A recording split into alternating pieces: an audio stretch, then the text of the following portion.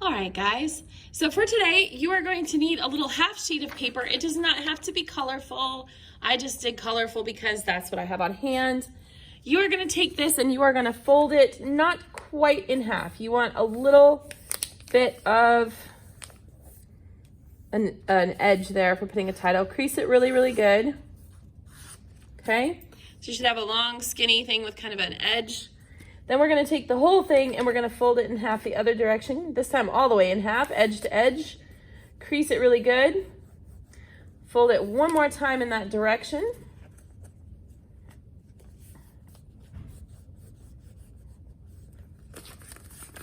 Ooh. So you should have 4 equal sections. Take the short side and you're going to either cut or tear. It doesn't matter. It doesn't have to be beautiful. Cut or tear down each of those folds so you end up with 4 little flaps. Okay, so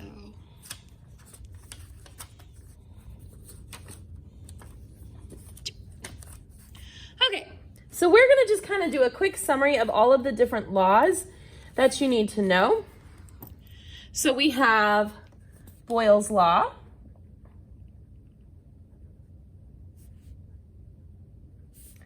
Charles's law,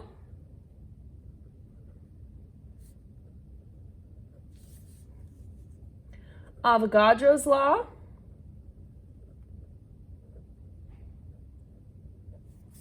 and then we have the combined gas law. All right. So let's start at the top and let's talk Boyle's law. First of all, let's write the equation on the front. The equation for Boyle's law is P1V1 equals P2V2. So Boyle's law discusses the relationship between pressure and volume. The relationship between pressure and volume is what we call inverse. When one variable goes up, the other variable goes down. So if I increase the pressure, the volume is going to get smaller. And this makes sense because if you have a balloon and you try to squeeze the balloon into a smaller space, the balloon is very likely going to pop because there's too much pressure. All right, if we were to graph these two variables, let's do a quick sketch of what the graph would look like. Pressure on the Y, volume on the X.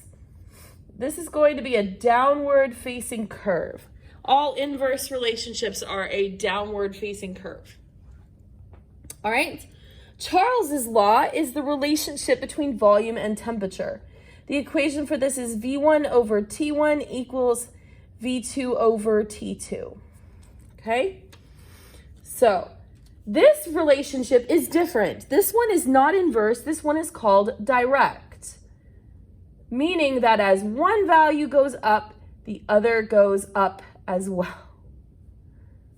Okay? So as one goes up, the other goes up. As one goes down, the other goes down.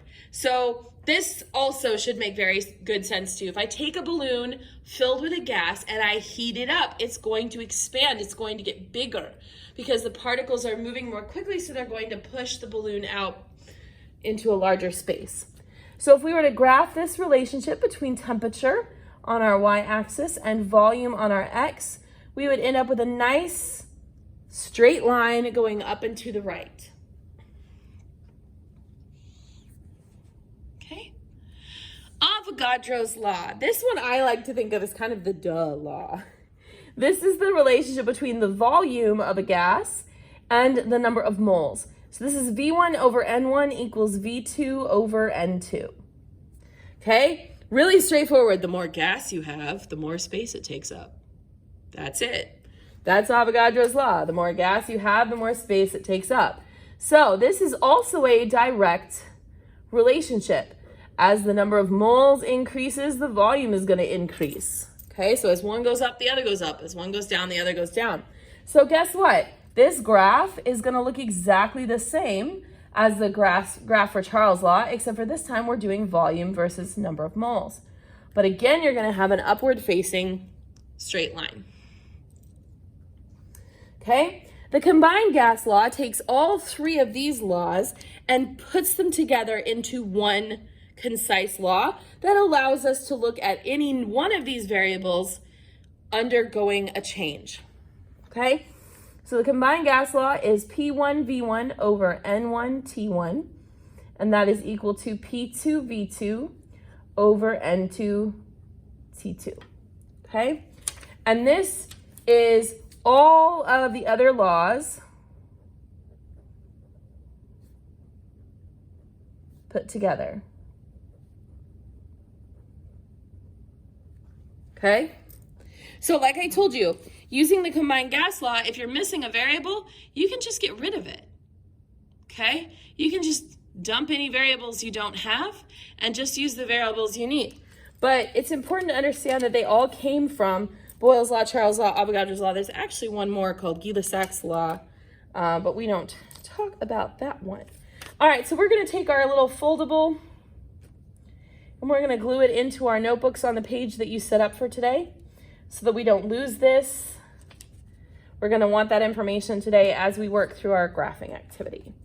So I'm going to glue mine just really close to the edge here, below my EQ, so that I've still got plenty of space to work today on the page we set up for today.